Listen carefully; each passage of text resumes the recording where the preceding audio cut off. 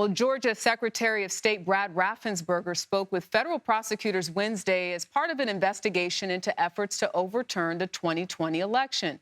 The probe is led by DOJ Special Counsel Jack Smith. The meeting likely focused on a 2021 phone call between Raffensperger and then President Trump.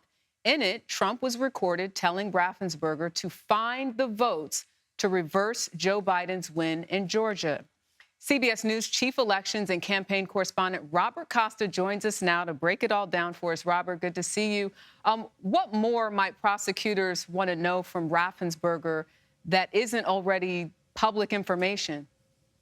Jerika, great to be with you. The news here is that this meeting between Raffensperger and federal prosecutors and investigators is occurring at all. For so long, the focus on Georgia has been in the Fulton County investigation being led by the district attorney there, Fani Willis. And she has said for months she expects to announce her charging decision in the Georgia investigation sometime in August. But now we know the special counsel on the federal level, Jack Smith, is interviewing Raffensperger, hearing his side of the story. So that leaves open the possibility that Trump could face an indictment not only in Georgia for his pressuring of election officials in that state, but also on a federal level, because the special counsel has an ongoing investigation on January 6th, even as he conducts that investigation on Trump and his handling of classified records. And speaking on that federal level, a spokesperson for Rudy Giuliani confirmed that he was interviewed by federal prosecutors as part of the same special counsel investigation.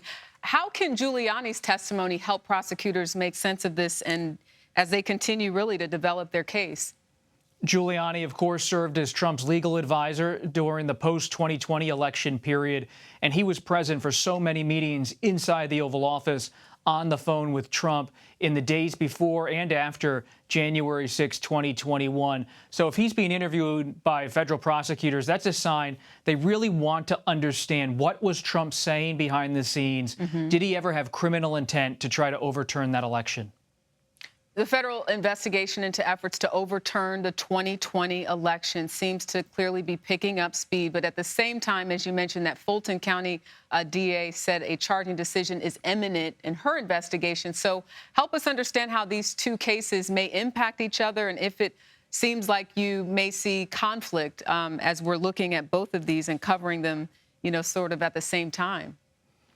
And it's not only those two cases. When we look at the 2024 Republican presidential race, former President Donald Trump already faces a charge in New York for those hush money payments from 2016. A trial looms on the horizon in New York City.